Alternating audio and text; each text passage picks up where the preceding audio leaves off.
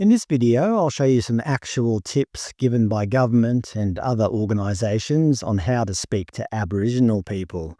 A lot of it is obvious, a lot of it is condescending or belittling, bordering on infantilising. A lot of it is just plain stupid. But here we go.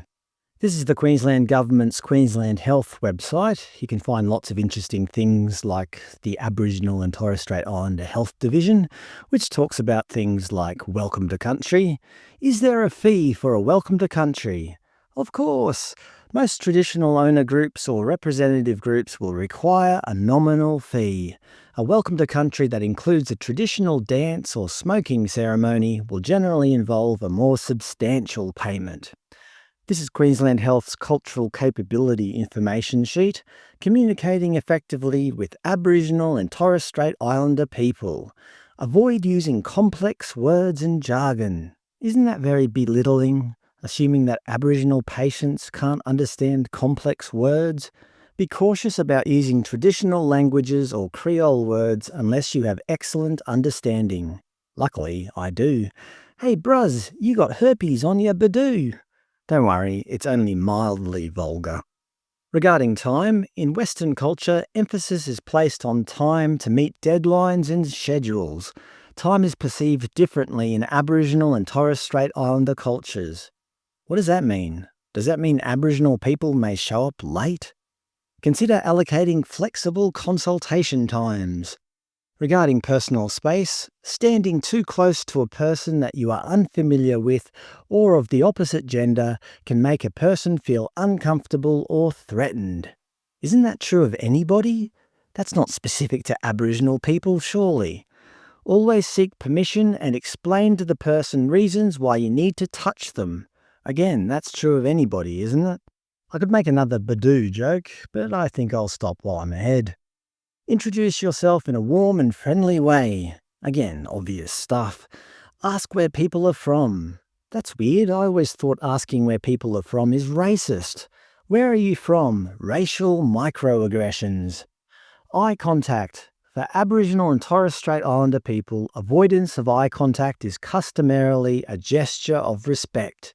In Western society, averting gaze can be viewed as being dishonest. Some, but not all, Aboriginal and Torres Strait Islander people may therefore be uncomfortable with direct eye contact. To make direct eye contact can be viewed as being rude, disrespectful, or even aggressive.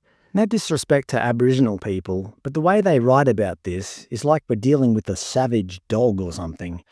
Avoid cross-gender eye contact unless the person initiates it and is comfortable. Use plain words, e.g. say start rather than commence. Again, they're acting like all Aboriginal people are uneducated. How patronising. I might not always agree with the likes of Noel Pearson, Marcia Langton and Stan Grant, but they speak well. Do they have to put up with this condescending language in hospitals? Aboriginal and Torres Strait Islander people have a tendency to agree with the questions even when they do not understand or agree.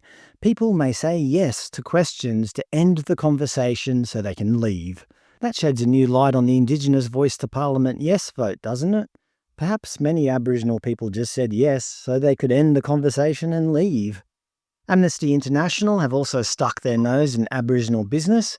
On their Indigenous Justice page, if you're a First Nations child, you're 26 times more likely to be imprisoned than your non-First Nations classmates. They act like you've got no say in the matter. Here's a clue. No matter what your ethnic background, if you don't commit crime, you're pretty much guaranteed not to get arrested and put in jail. It's not one's race that determines this, it's one's actions.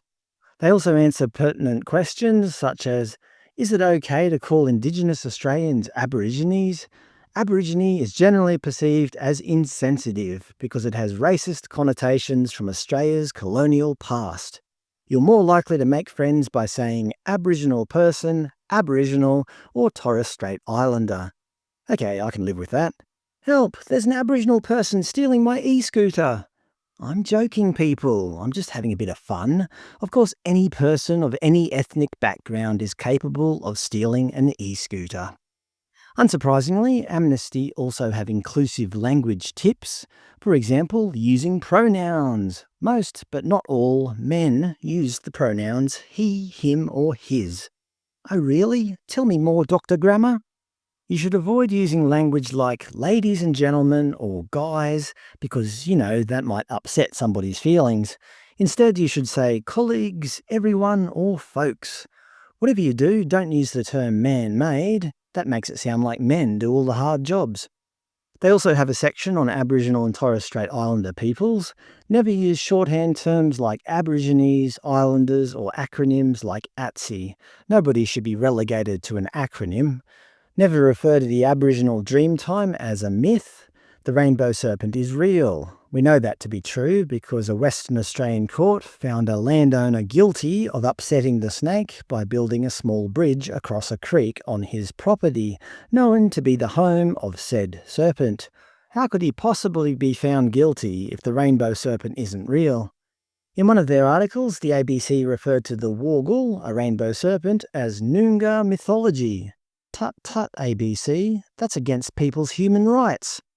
Never use the terms full blood or half caste. Never use exclusionary language like stating that all Australians have access to quality medical care. That's just racist.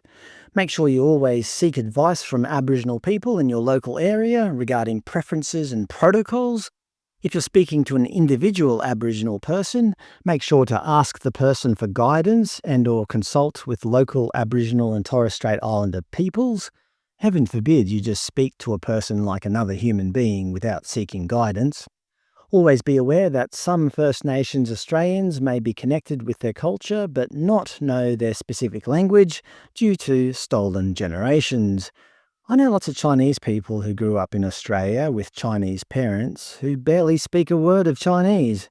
It certainly had nothing to do with them being stolen, but everything to do with them wanting to speak to their friends, colleagues, and fellow Australians in English. And just quickly, people with disabilities, you should never call them victims or heroes, even if they fought in Nam. Never call a disabled person disabled. We should never speak factually in this modern world. And certainly, whatever you do, don't call them normal. Nobody wants to be seen as normal. Never refer to them as inspirational, even if they do really cool things despite their disability, because we don't want people feeling inspired. And of course, never mention a person's disability. They might not know yet. Anyway, there's some of the rules how to speak to Aboriginal people and others according to the government. Basically, don't make eye contact, don't get too close, don't touch them without their permission, don't use expressions like, hey bruz, you got herpes on your badoo, unless you know exactly what it means. And most importantly, don't use long words, because, people love being spoken down to.